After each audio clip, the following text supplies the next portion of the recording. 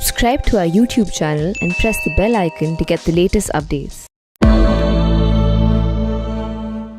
आप सबका the print में स्वागत है. Today I am joined with Birju Maharaj ji, the very well known exponent of the arts and especially of Kathak.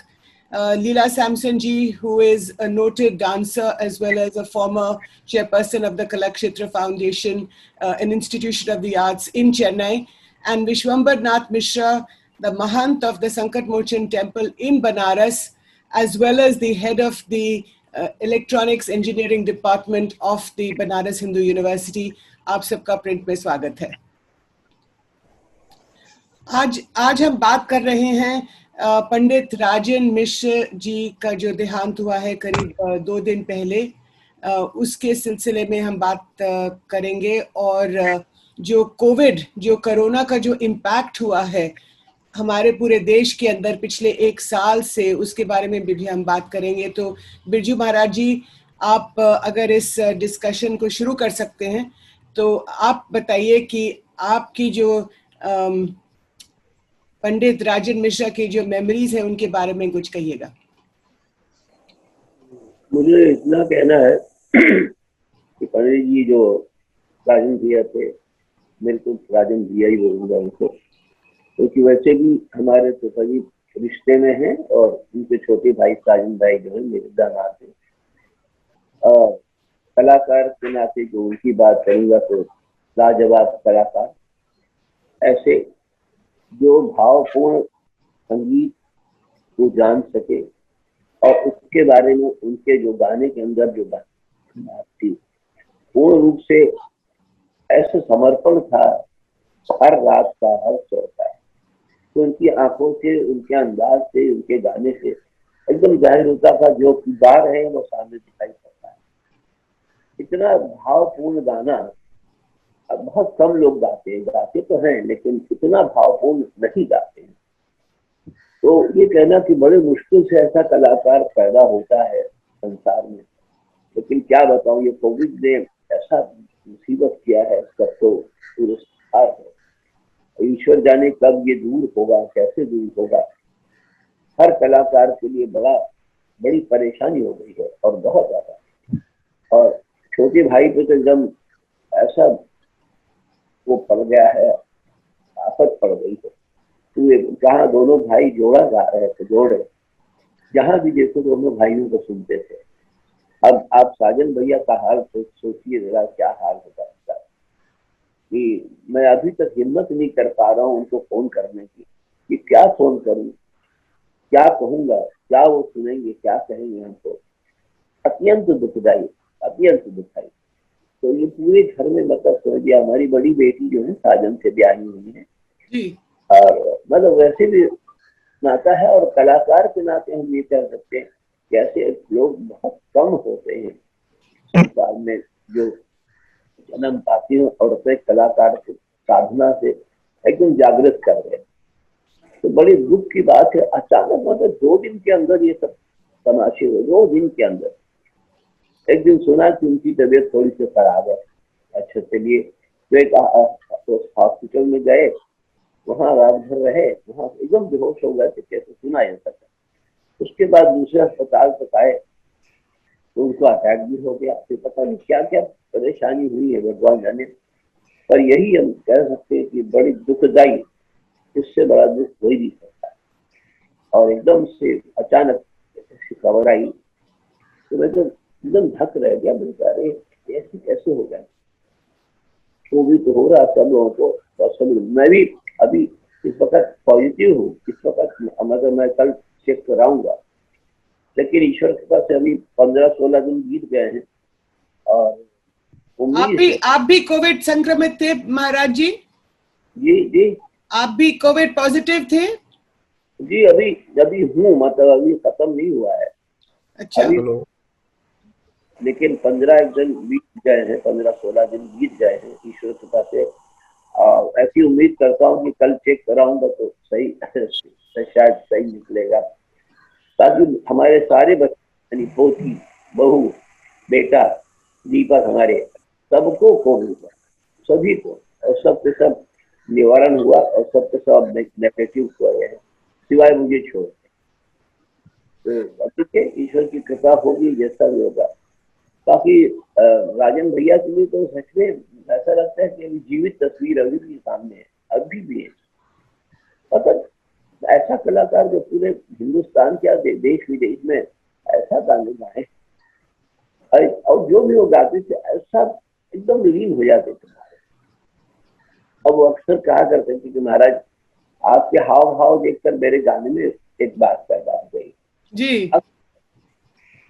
तो आज तो एकदम याद करके एकदम अंदर से रोना आता है, क्या बताऊं सर। अब साजन के लिए तो बहुत ही इतना बड़ा दुख हो गया है जी। दोनों भाई साथ ही जो दिखाई पड़ते थे, राजन साजन, अब बेचारे अकेले, पता नहीं उनकी जो हाल हो रहा होगा। अभी तक मैं हिम्मत नहीं कर पा रहा हूँ कि उनसे क्या पूछूं मैं, क्या कहूँ मैं।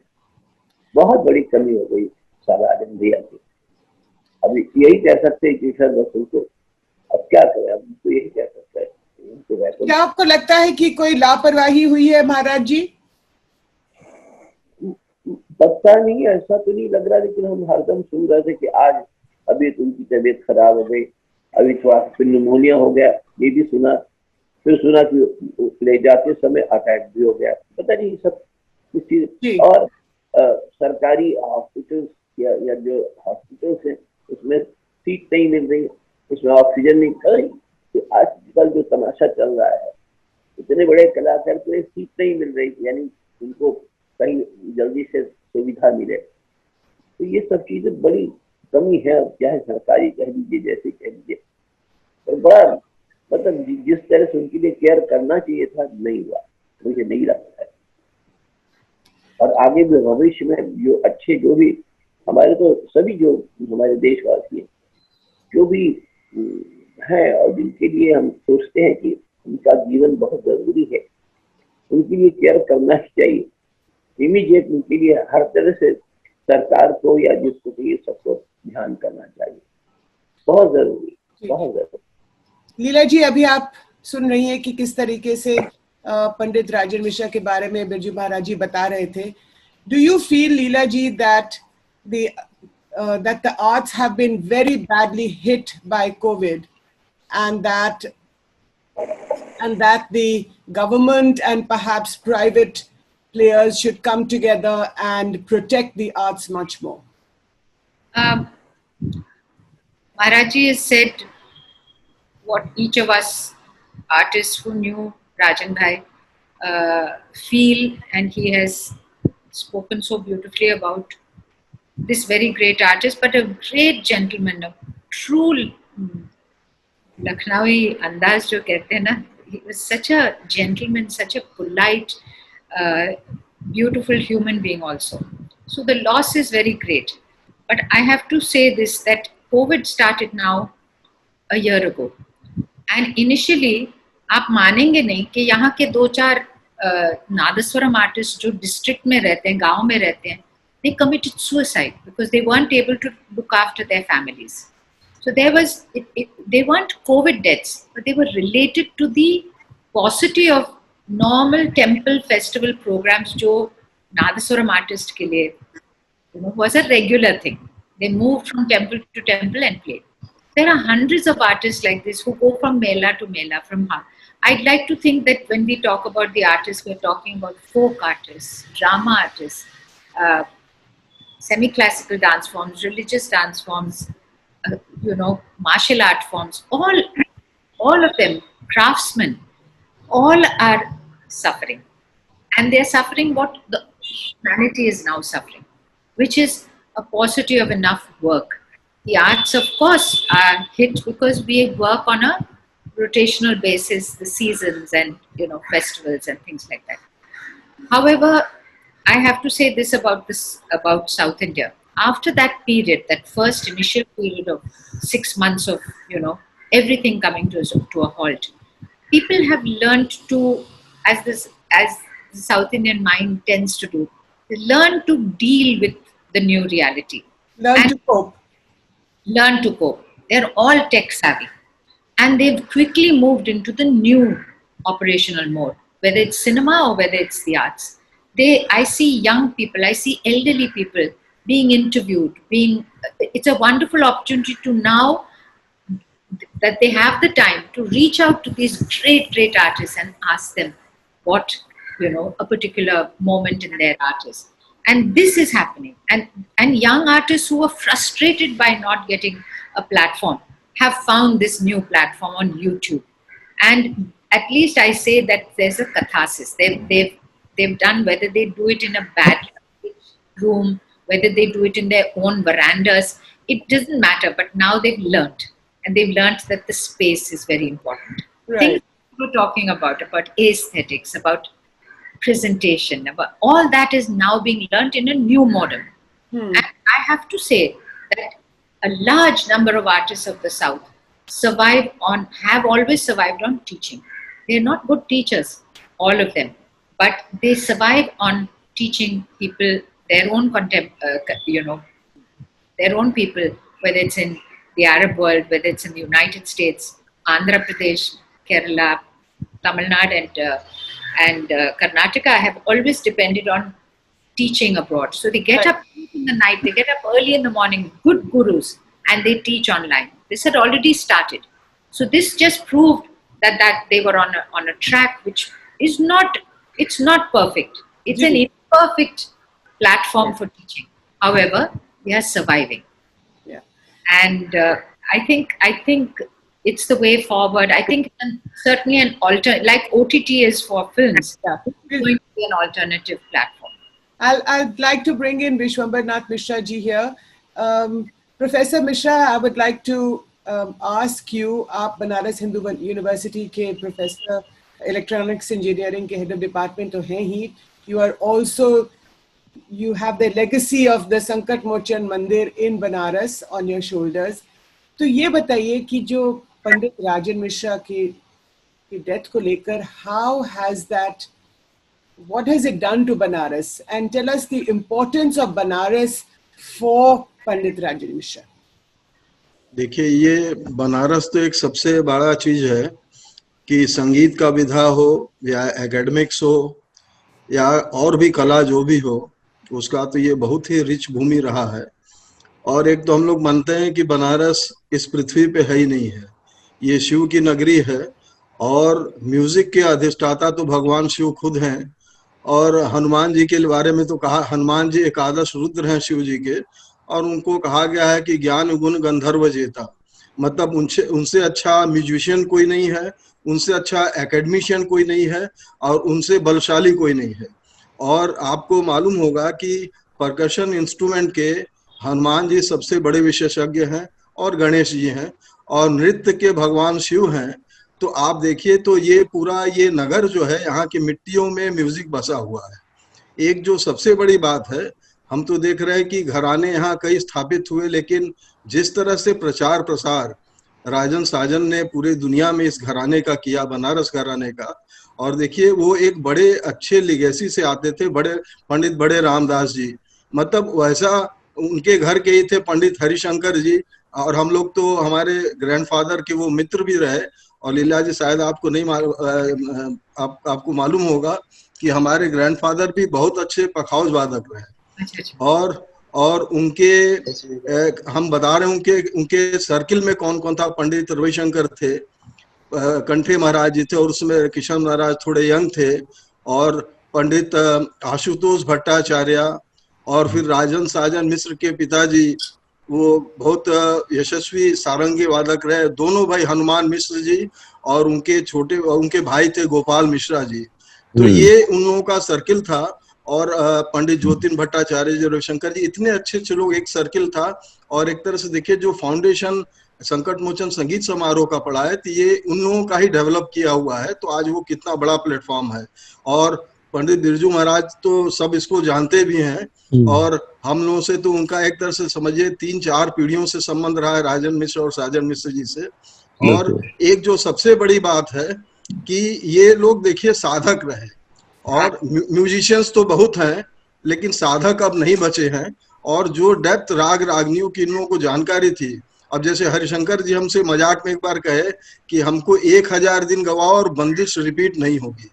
तो जिसका जो इतना डेप्थ में संगीत को सीखा हो, हम तो नहीं समझते हैं कि अब असल में क्या हो गया है। लोगों का एक तो पैसा के पीछे भागना, और ये जो भौतिक दुनिया है उसमें लाइवलीहुड के लिए पैसा भी चाहिए, वो बेचारे करेंगे क्या, तो लर्निंग प्रोसेस से वो थोड़ा दूर होते गए। तो हम समझ रहे हैं कि राजन जी का एक सबसे बड़ा चीज था कि जो डेप्थ में उनको जानकारी थी। अब जैसे राजन और साजन दोनों दो विधा के मास्टर थे, वो लोग बहुत बारीकी से नहीं, कुछ सुर ऐसे थे जो साजन जी ही लगाते थे, वो राजन जी छोड़ देते थे उनके लिए, और कुछ जो डेप्थ में जाना अगर हो, जैसे समुद्र में आपको गोता करनी है तो ज्यादा डेप्थ में जाना तो उसका काम राजन जी करते थे। तो ये ऐसा ऐसा बढ़िया कॉम्बिनेशन था।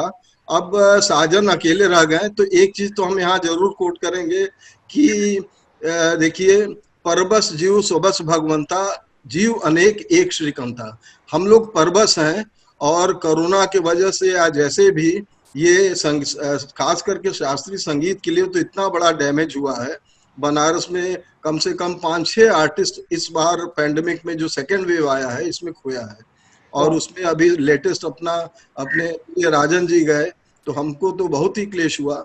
और एक जो पहले की बात रही कि लोग बड़े आर्टिस्ट को सुनते थे, जैसे हमारे यहाँ संकट मोचन संगीत समारोह में वो कंक्लूड होता था सेशन ये अपने कंठे महाराज जी के तबला वादन से, और जितने भी सेलिब्रेटेड आर्टिस्ट थे वो फ्रंट रो में बैठ के उनका तबला सुनते थे। ये विधा चली गई, और ये देखिए शास्त्रीय संगीत कोई एक जीवन में आपको नहीं आएगा। आपको जो कहा जाता, हम लोग मजाक में कहते हैं 7 जन्म लगेगा तभी तुमको ये राग नहीं समझ में आएगा। You need at least you have to come to this worldly means this world 7 number of times, then you could learn a little. तो पता नहीं ये राजन साजन जी, अभी तो साजन जी हैं, राजन जी का ये पता नहीं कौन सा जन्म था, और वो हम नहीं समझते कि राजन जी हम लोग से दूर गए हैं, और साजन जी के लिए हम लोगों के बेस्ट विशेष है, और उनको ये समय बहुत हिम्मत से और बहुत धैर्य से निकालना चाहिए। राजन जी चले गए लेकिन उनकी लिगेसी उनके साथ है, और बहुत कुछ चीजें जो साजन जी के पास है उनको और एक्सप्लोर करना चाहिए, और सारा कंसंट्रेट करके अपने अगले जनरेशन के लिए भी उनको तैयार करना चाहिए। उनको हिम्मत नहीं हारना चाहिए, और तभी ये म्यूजिक का ये विधा बचेगा। अच्छा ये देखिए, ये एक कड़ी की बात है, अगर चेन का एक कड़ी अगर टूट गया तो वो सब चीजें आपसे चली जाएंगी। तो संजोग से ये बड़ी बात है कि साजन जी है, और ऐसे यशस्वी अब पंडित बिरजू महाराज जी बैठे हैं, तो ये नृत्य ही नहीं करते, गायकी में भी इनका जवाब नहीं है, परकशन इंस्ट्रूमेंट में इनका जवाब नहीं है, तो बहुत कुछ चीज, और साजन जी के तो आप ससुर भी हैं, तो बहुत कुछ चीज इनको भी ध्यान देना पड़ेगा, और इस समय उनको ढाढ़स बनाने की जरूरत है, हिम्मत नहीं हारना चाहिए। संगीत तो देखिए भगवान का चीज है, हम लोग केवल माध्यम है, और हमको भी एक हम अपना डिस्क्लोज कर देते हैं, हम भी अपने ग्रैंडफादर से हमने पखावत सीखा था, और हमने 5-6 साल पहले फिर से उसको रीस्टार्ट एक तरह से, क्योंकि हम लोग तो IITians हो गए, हमसे संबंध छूट गया था, लेकिन उस विधा को हमको आगे जारी रखना है, और हमने डेयर करके इस उम्र में कलकत्ता में और दिल्ली में परफॉर्म किया, हम तो आगे भी करेंगे अभी। और ये देखिए, इसमें न कोई उम्र कोई बाध्यता है, न कोई वैसा बाध्यता है, आपको बस भगवत कृपा होनी चाहिए, और एक साधक के जीवन में आपको रहना पड़ेगा। आपको पैसे के पीछे अगर जाएंगे तो जो आज बनारस की स्थिति हो रही है, अब जैसे एक अच्छा बड़ा नाम बनारस विश्व, नहीं तो किस विधा में बनारस में नाम नहीं था, गायकी में हो, तंत्रकारी में हो, नृत्य में हो, या जो भी हो, सब में सब क्षेत्र में बनारस एकदम अग्रणी रहा है, और हम समझते हैं कि इसके बीज अभी हैं, और हमको लगता है अगर मेहनत होगा तो 10-15 साल, देखिए 10-15 साल संगीत के लिए कुछ नहीं है। ये आप जो बता रहे थे विश्वनाथ जी की बनारस की जो ऐसी स्थिति हो रही है, कैसी स्थिति हो रही है बनारस की? बनारस की स्थिति ये हो रही है कि जो एक लर्निंग प्रोसेस था, जैसे अब यहाँ पर क्या है, देखिए खानदानी म्यूजिक की विधा चलती है कि छोटा बच्चा भी वो, उसके कान में शुरुआती जीवन में भी उसके कान में संगीत जाता है, उसका टेम्पटेशन होता है म्यूजिक की तरफ, और लर्निंग के लिए उसका इंटरेस्ट होता है, तो वो लर्निंग उसकी जो शुरू होती है, और साधारण भोजन और एक बार बैठ के करीब 15-16 घंटे का रियाज। देखिए ये मजाक नहीं है म्यूजिक, आप तो 5 मिनट या 10 मिनट किसी का संगीत सुनेंगे, वहां करके खत्म कर देंगे, लेकिन उसके पीछे कितना एफर्ट होता है, कला का कितना साधना होता है, वो ऐसे नहीं आता है। तो ये परिश्रम अब कोई करना नहीं चाह रहा है, और जिस वजह से आज ये स्थिति आ गया है। जी, हम और मैं बताना पहले भूल गई कि विश्वम्बर नाथ जी भी कोविड से संक्रमित हैं। तो बिरजू महाराज जी, मैं आपसे ये पूछना चाहूंगी कि जो अभी लीला जी और विश्वम्बर नाथ जी ने बताया, तो आपकी राय में जो कोविड को लेकर, सिर्फ कोविड को लेकर ही नहीं, लेकिन जो आर्ट्स या अगर हम डांस के बारे में कहें या म्यूजिक के बारे में कहें, तो कैसी स्थिति है भारत के अंदर? अब थोड़ा पहले तो जो एक समय चला गया है, बड़ी बड़ी कॉन्फ्रेंसेस और कई कई घंटे लोगों को सुनने वाला जो ऑडियंस था, रात बिता देते थे। मैं तो संकट मोचन में सुबह 4 बजे नाचा हूँ, 4-5 बजे सुबह मॉर्निंग में जब आरती होती भगवान की, उस वक्त कहते थे अब आप नाचिए। वो लोग सुनने वाले वहां बैठे हुए रात भर वहीं सुन रहे हैं, सबको सुन रहे हैं। उसी तरह से मैंने देखा है सप्तक में अहमदाबाद में जो उनका नंदू भाई का था, वो उसके अंदर भी आज ऑडियंस वैसी सुनती है। बहुत कम जगह रह गई है पूरे हिंदुस्तान में यहाँ पर रात बिता देते हैं और लोग बैठे हुए रात पूरे रात सुनते हैं। अभी क्या है कि हर जगह हर चीज को इतने शॉर्ट टाइम में सुनना चाहते हैं कि हाँ भाई बस आपके पास 15 मिनट है। आजकल मिनट हो गया है, घंटे से मिनट पे आ गया है। पहले तो होता था कि घंटों आप सुनिए, एक जने को सुनिए आराम से। ये शिकायत तो अभी हो गई है कि भाई कोई टाइम ज्यादा देना ही नहीं चाहता, जल्दी से जल्दी 40 मिनट में खत्म कर दीजिए। पहले तो होता था आप आराम से शुरू करिए, आराम से। और हमारे रविशंकर जी लेके विराट खान साहब, आमिर खान साहब, ऐसे लोग जिनको घंटों सुना जाता था, मिनट नहीं घंटों। तो ये तो हालत रही। अब दूसरे ये कि यहाँ तक सरकार से भी मदद मिलनी चाहिए, जैसी मिलनी चाहिए। पूर्ण रूप से तो नहीं मिलती, स्कॉलरशिप्स मिलते हैं, थोड़े थोड़े मिलते हैं, थोड़े थोड़े टाइम के। वो तो बहुत सालों से कम होती जा रही है, ऐसा नहीं कि सिर्फ हाल ही में, लेकिन ये तो बहुत मतलब 20-30-40 सालों से कम हो रही है। जी जी जी, बिल्कुल आप सही कह रहे हैं। तो जैसा ध्यान देना चाहिए था सरकार की तरफ से। और दूसरे की जो ऑडियंस है उसको तो हम लोग तो कैसे कैसे छोटे छोटे प्रोग्राम, ये स्पीक मैके के प्रोग्राम में बच्चों के लिए हम नाचे, बच्चों को समझाने के लिए, बड़े से बड़े लोगों को समझाने के लिए, लो बैटरी जी। अब पहले तो देखिए, आप समझिए कि हम लोग हर साल कल्चरल एक्सचेंज जैसे बोलते थे, कभी रशिया कभी अमेरिका, मतलब खूब आना जाना खूब रहता था और बहुत ज्यादा। अब ऐसे घट के बिल्कुल अब ऐसा हो गया जैसे कुछ जानते ही नहीं। और बड़े अजीब सी बात है कि अब जो इनकी जो भी बड़ी कमेटियां हैं उसके अंदर हम लोग बहुत कम हैं जिनसे पूछा जाए कि सही चीज क्या है, सही बच्चा कौन है, किस बच्चे को सही भेजना चाहिए तालीम के लिए। ऐसा क्यों है महाराज जी? अब ऐसा तो कुछ कहना मुश्किल है, बहुत मुश्किल है। अब किस तरह के कमेटी बन गई हैं, अचानक लोगों को जानकारी नहीं है और भेज देते हैं कि जाओ। उसको ठीक से आता भी नहीं तब भी भेज देते हैं, अब पूछते भी नहीं। तो अब तो फिलहाल तो अब चर्चा यही है कि बच्चों के अंदर अगर इस तरह के जो माहौल, जैसा कि अभी बहन जी कह रहे थे, ऐसा माहौल पैदा किया जाए कि ताकि उनके अंदर समय संगीत के लिए, नृत्य के लिए, सबके लिए अच्छी तरह दे सकें। ये माहौल बनना चाहिए फिर से, नहीं तो हिंदुस्तान की तरफ बड़ा क्षीण होती जा रही है, अच्छा नहीं लग रहा है। कुछ लोग हैं बेचारे जो रट रहे हैं, उसमें संगीत में जुड़े हुए हैं।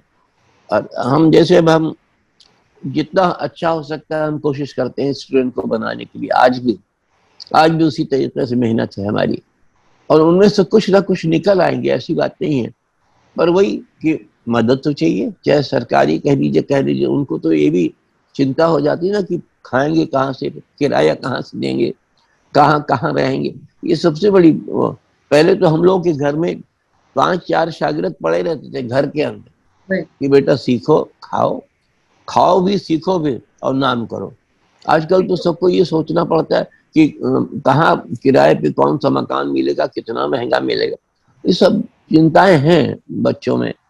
तो बहरहाल अब कैसे इस चीज को दूर किया जाए, तो मदद होनी चाहिए, सरकार की भी मदद होनी चाहिए, और सब कलाकारों में, सब बच्चों में हम लोग सिखाते तो यही है कि बेटा तसल्ली जिसको कहते हैं, तसल्ली से अगर आप काम करेंगे तो आप सक्सेस होंगे, जरूर होंगे, नहीं तो समय लगता है। जी, मैं आप सबसे ये पूछना चाहूंगी कि जो जैसे अभी पिछले 1 साल से हमारे देश के अंदर जो कोविड फैला है, अब इसको सामने रखते हुए कि एक ये हेल्थ को लेकर एक इमरजेंसी आ सकती है, किसी को भी आ सकती है, जैसे पंडित राजेंद्र मिश्र को आई थी, तो जी। क्या आप सबको लगता है कि कोई एक फंड होना चाहिए गवर्नमेंट की तरफ से, जो आप सब सीनियर आर्टिस्ट को ही नहीं लेकिन जो एक बाकी आर्टिस्ट भी इसको एक्सेस कर सके?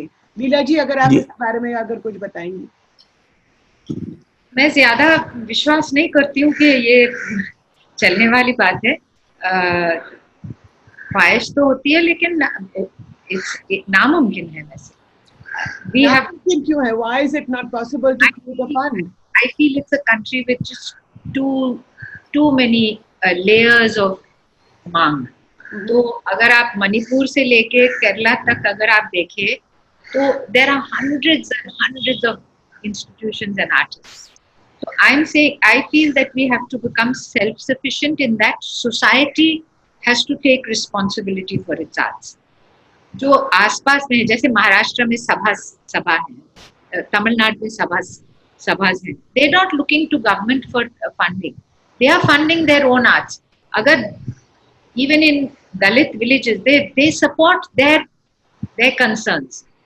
This is the way a society will have.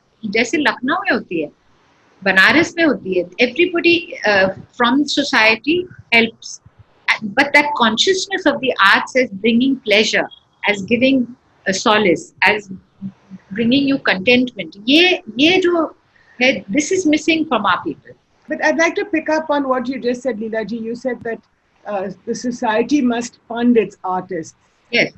But maybe that's true for the South, but I'm not sure. You referred to Banaras and to Lucknow.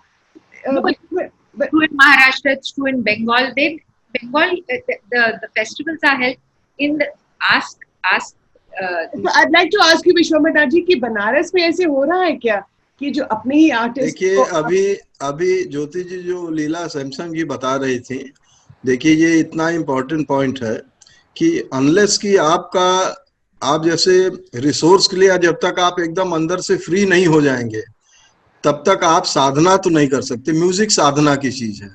अब आप मान लीजिए 8 घंटे अगर रियाज पे बैठे, उसमें घर का किराया और घर में क्या खाना है, अगर इसकी चिंता करेंगे साधना तो फिर नहीं हो पाएगी।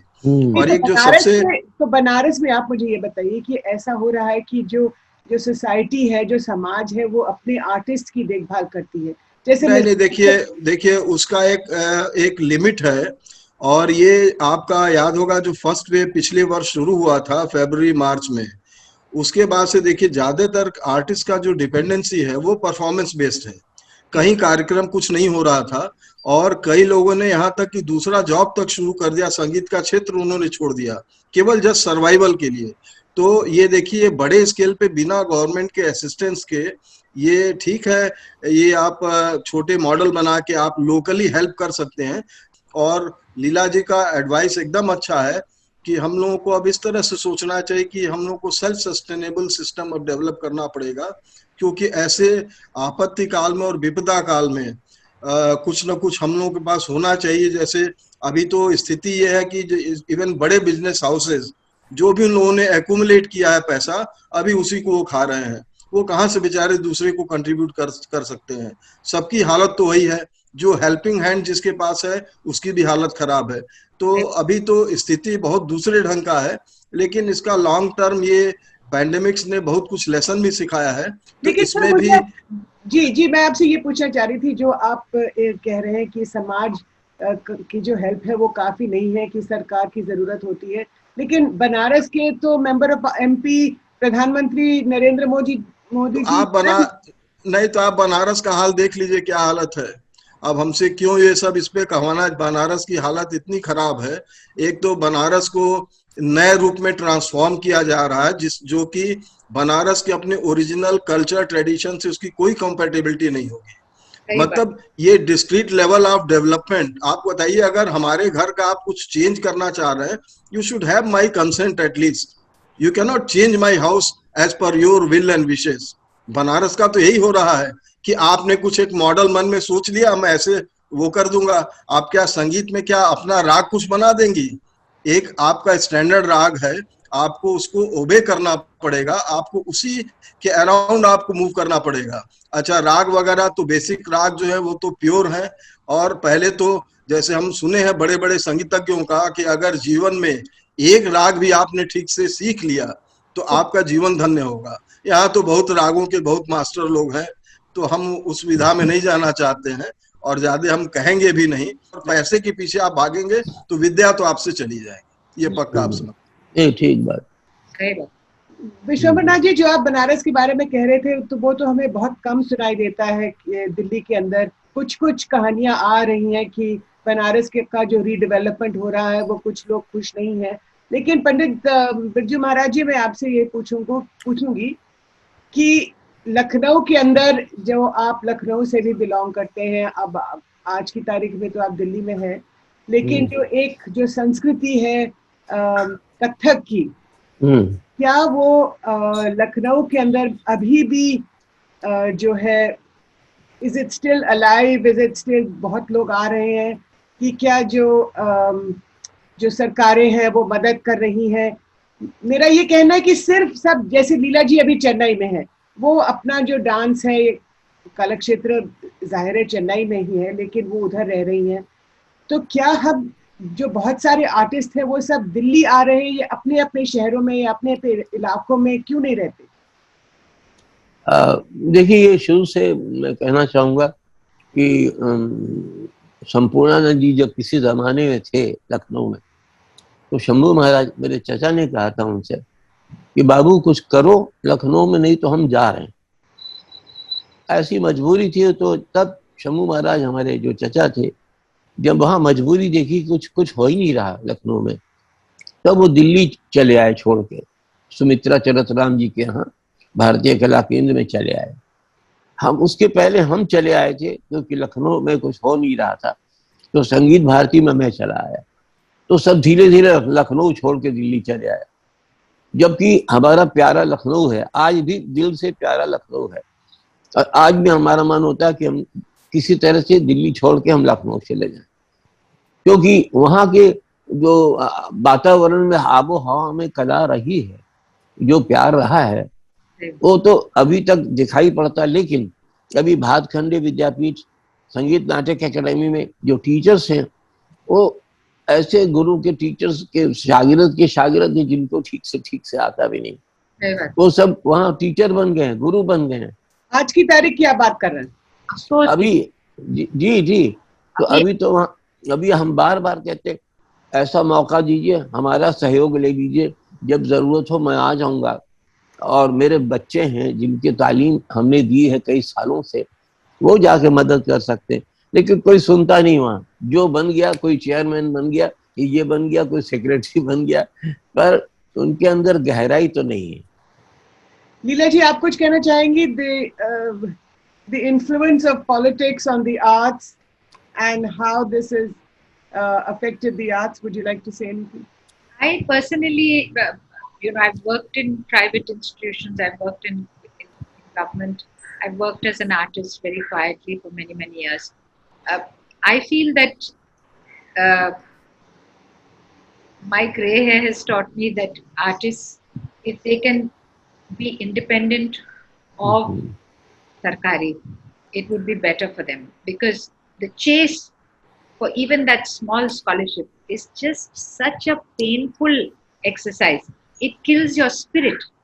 I know artists, I know big institutions that have become depressed because they're still waiting for the year before the year. And being in the position of authority, you know that there is nothing you can do for them. So I feel that somehow we have to become a grassroots level. The arts must be part of the earth again and take the nourishment from the earth. And from the earth, I mean from the people. How do our folk arts survive? How do our crafts survive? Everybody cannot be dependent on this thing, monolith called the government, of an unfeeling monolith. People who have no care for, no love for the arts, they'll attend a program, but it's not the same thing as, even a man on the street, a rickshaw puller in Varanasi has more, feeling for the arts. Understanding, yeah.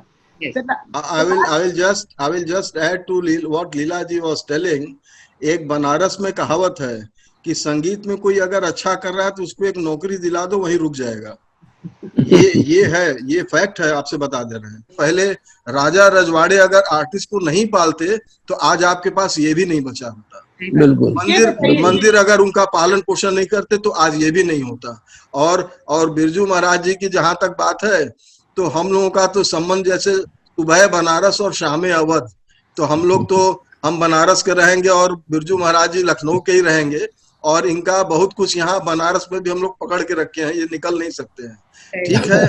ठीक है, कमाने के लिए आदमी को बाहर जाना पड़ता है, और वही मजबूरी राजन साजन को दिल्ली भी ले गई। हम समझते हैं कि अगर राजन साजन यहाँ से नहीं जाते तो बनारस में क्या होता, फिर हम नहीं कहना चाहते हैं।